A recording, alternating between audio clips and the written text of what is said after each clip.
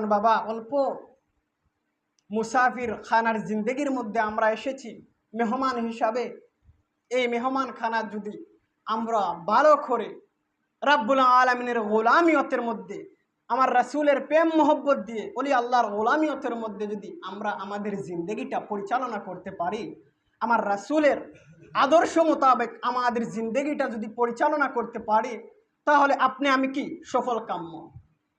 আর না হয় আপনার আমার উপর আল্লাহর লানত ছাড়া কোনো উপায় নাই। আপনি চিন্তা করে দেখছেন,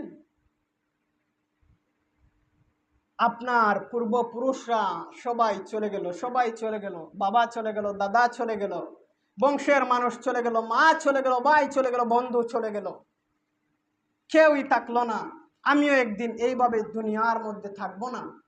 কিন্তু কেন আমরা এই আল্লাহমুখী এবং আল্লাহর রাসূলমুখী হই না?